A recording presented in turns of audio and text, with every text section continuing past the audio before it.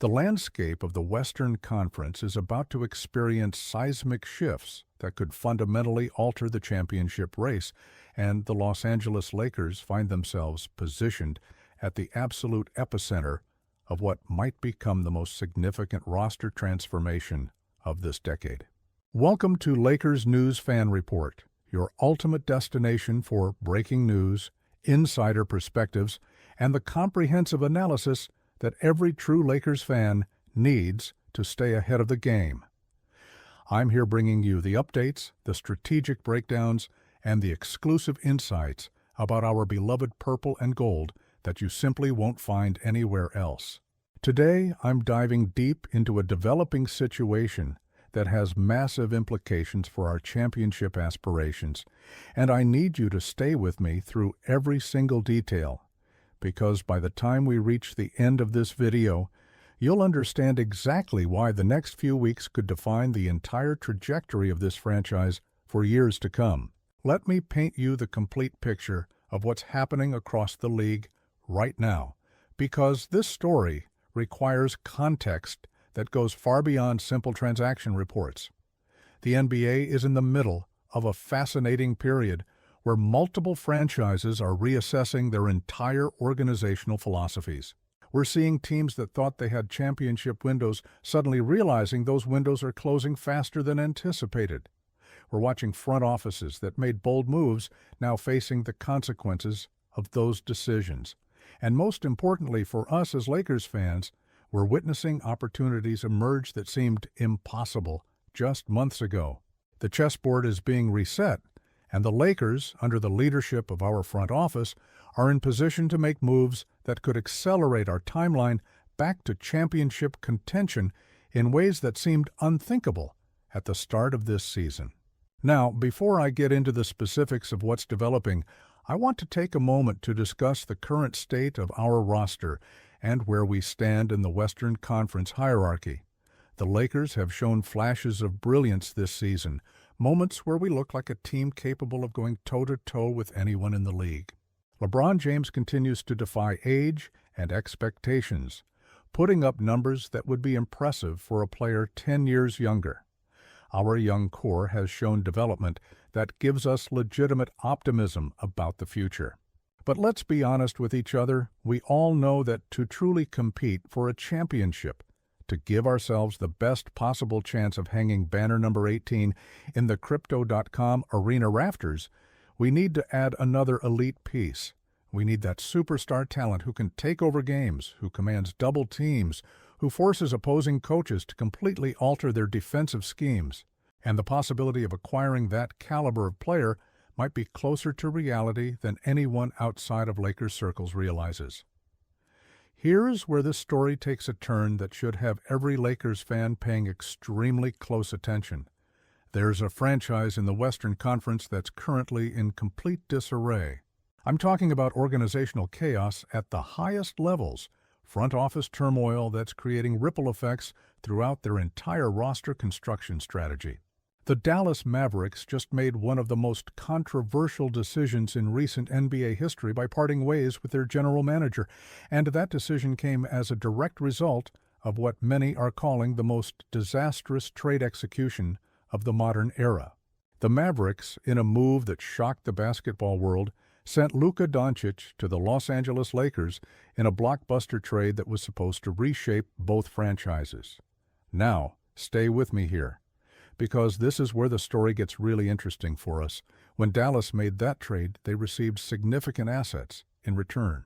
The centerpiece of that deal, the player they built their entire future vision around, was supposed to be the foundation they could use to enter a new competitive window. But here's the thing about building championship teams in the NBA. It's not just about acquiring talent, it's about acquiring the right talent that fits your timeline, your system, and your organizational philosophy. And what the Mavericks are discovering, what's becoming painfully obvious to everyone watching their situation unfold, is that the player they received in the Doncic trade doesn't fit the direction they're now being forced to take. With a new #1 overall pick in Cooper Flagg representing their future, with a complete philosophical shift happening at the organizational level, and with pressure mounting from their fan base and ownership to chart a clear course forward, Dallas is facing a decision that seemed unthinkable just weeks ago. The player I'm referring to, the centerpiece of that Doncic trade, is dealing with injury concerns that have kept him off the floor for multiple weeks. His latest calf strain has raised questions about his durability moving forward, especially given his well-documented injury history throughout his career. At 32 years old, teams around the league are going to have legitimate concerns about committing significant assets to acquire a player with that injury profile. But here's what makes this situation so fascinating from a Lakers perspective. We know this player better than any team in the league. We understand his game. We know what he's capable of when healthy, and most importantly, we have the infrastructure, the medical staff, and the organizational support system to maximize his talents while managing his health. This is a player who has championship pedigree, who has proven he can perform at the highest level when the stakes are greatest, and who would fit seamlessly into what we're building in Los Angeles. According to multiple credible reports that broke this week, the Mavericks are now actively exploring the trade market for this player ahead of the February deadline. Now, publicly, there are conflicting statements coming out of Dallas. Minority owner Mark Cuban has stated that they won't be trading this player, that they want to try to win now. But anyone who's followed the NBA long enough knows that public statements and private negotiations often tell very different stories. The reality is that Dallas is under immense pressure to maximize the return on the Doncic trade, to pivot toward building around their young star in Flag, and to clear salary cap space for future flexibility. All of those organizational priorities point toward one conclusion. This player's days in Dallas are numbered, and the Lakers need to be prepared to make a competitive offer. Let me break down exactly why this potential acquisition makes so much sense for Los Angeles from every conceivable angle. First and foremost, we're talking about adding an elite two-way player who can dominate on both ends of the floor. This is someone who can give you 25 points, 12 rebounds, and 3 blocks on any given night. He's a player who changes opponents' offensive schemes simply by being on the court. When healthy, he's arguably a top 10 player in the entire league, and he's exactly the kind of interior presence that complements LeBron's playmaking abilities perfectly. Think about the matchup problems we could create with this player in the lineup alongside LeBron and our current supporting cast. Opposing defenses would have no answer for that combination of size, skill, and basketball IQ. From a defensive standpoint, the impact would be even more significant. We've struggled at times this season with interior defense, with protecting the rim consistently, and with defending elite big men in the playoffs. Adding this caliber of defender would instantly transform our defensive identity. We're talking about a player who can switch onto guards on the perimeter, who can anchor the paint against traditional centers, and who has the lateral mobility to defend pick-and-roll actions at an elite level. That defensive versatility is invaluable in today's NBA, especially in playoff series where teams are going to attack whatever weakness they can identify. With this player on our roster, we eliminate one of the few remaining weaknesses in our defensive scheme. Now, let's address the elephant in the room: injury concerns. Yes, this player has dealt with injuries throughout his career. Yes, the calf strain that's currently keeping him out raises questions about his immediate availability. But here's what I want Lakers fans to understand. Our medical staff, our player development system, and our organizational approach to managing veteran players is second to none in this league. We have a proven track record of maximizing older players' careers, of implementing load management strategies that keep stars fresh for the playoffs, and of creating environments where players can thrive despite injury histories. If there's any franchise in the NBA that can acquire this player and manage him effectively for a championship run, it's the Los Angeles Lakers. We've done it before, and we can absolutely do it again. The financial aspect of this potential trade is something we need to examine carefully as well. Dallas is going to want to maximize their return, but they're also operating from a position where everyone in the league knows they need to make this trade. That gives the Lakers leverage in negotiations. We have young assets that could interest Dallas as they rebuild around Flag. We have future draft picks that we could include in a package. And most importantly, we have the ability to take on salary in a way that helps Dallas clear their books for future flexibility. Rob Pelinka has proven repeatedly that he knows how to structure complicated deals that work for both sides. And I have full confidence that if this opportunity materializes, we'll put together a compelling offer. But let's zoom out for a moment and talk about what this potential acquisition would mean for our championship timeline. Right now, we're in a fascinating position as a franchise. LeBron is still playing at an MVP level, but we all understand that his window, while still open, won't last forever. We need to maximize these remaining years with him on the roster. Adding another elite talent, someone who's in his prime, someone who can share the scoring and defensive burden with LeBron, would give us one of the most formidable duos in the entire league. And here's the thing that really excites me.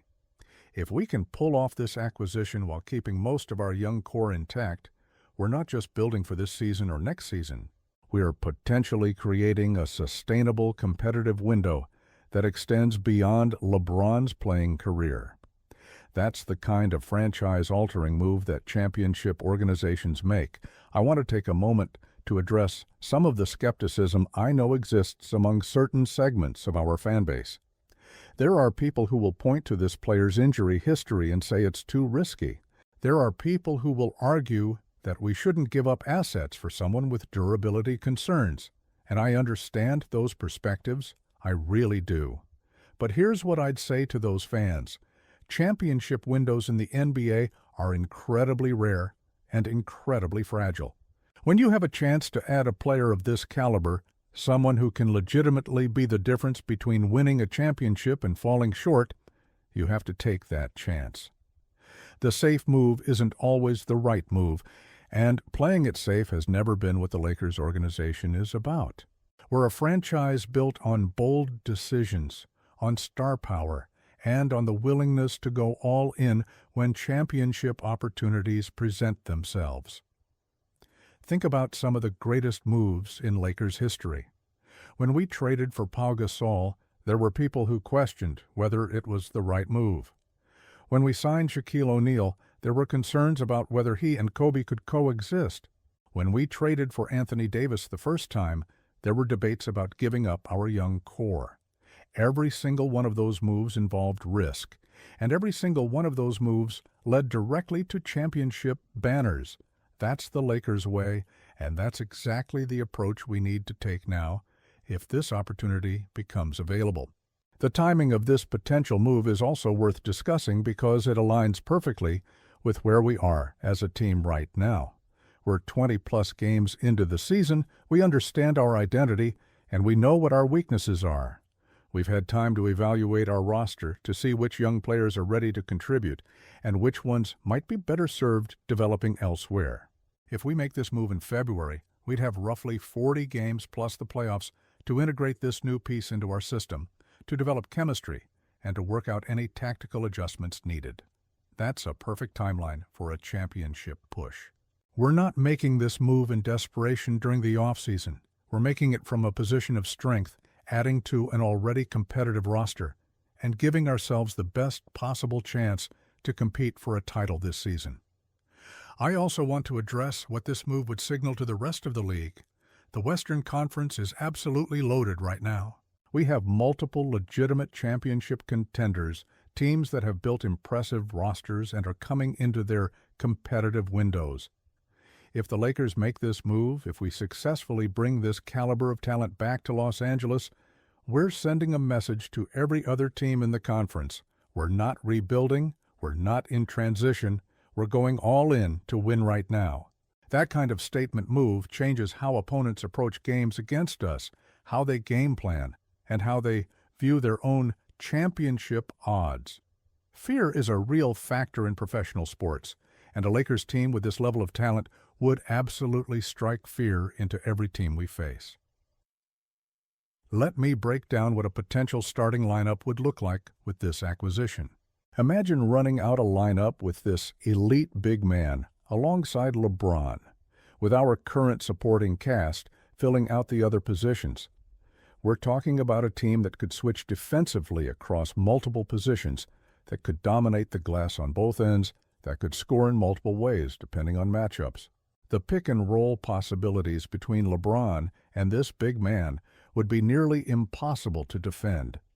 The spacing we could create with shooters surrounding those two would open up driving lanes and scoring opportunities that we simply don't have access to with our current roster construction. This isn't just about adding talent, it's about adding the right talent that maximizes what we already have. And let's talk about the playoff implications for a moment, because that's ultimately what matters most. Regular season success is great, but we all know that championships are won in the postseason. Having a player of this caliber who has proven he can elevate his game in playoff situations is invaluable. This is someone who has been there before, who understands the pressure of playoff basketball, and who has the physical and mental tools to dominate in 7-game series. When we inevitably face teams like Denver, Phoenix, or Golden State in the playoffs, having this kind of interior presence to match up against their big men would be absolutely crucial. We're not just adding a good player, we're adding someone who solves specific matchup problems that have plagued us in recent postseason runs. Now, I know some of you are wondering about the specific assets we might have to give up to make this trade happen. And while I don't have insider information on exact trade frameworks being discussed, I can tell you this. Rob Pelinka has consistently shown that he understands how to structure deals that address both teams' needs. Dallas wants young talent and future picks to build around Flag. We have those assets available. The key is finding the right balance, where we give up enough to make Dallas say yes, but we don't gut our roster to the point where we're actually worse off despite adding a star. That's the art of NBA trade negotiations, and I trust our front office to navigate those waters effectively. I also want to address the elephant in the room regarding this player's previous time with our organization. Yes, he's worn a Lakers uniform before. Yes, we know his game intimately. And yes, that history could actually work in our favor during negotiations and during his reintegration into our system. He knows the expectations that come with playing in Los Angeles. He understands the media scrutiny, the fan passion, and the championship standards we hold ourselves to. There wouldn't be an adjustment period where he's learning to handle the spotlight. He'd be coming home, in many ways, returning to an organization where he already achieved success and where he knows he can thrive. If you found this analysis valuable, if it gave you new insights into this developing situation, I need you to hit that like button right now. Subscribe to Lakers News Fan Report if you haven't already, because this is where you'll get breaking news first, where you'll get the most detailed analysis, and where you'll be part of a community that lives and breathes Lakers basketball every single day. Smash that notification bell so you never miss an update as this situation continues to develop. Share this video with every Lakers fan you know, because we need to be having these conversations as a community. I'll be back with more breaking news, more insider analysis, and more coverage of our Los Angeles Lakers as we continue to chase banner number 18. Lakers Nation, let's go get this championship.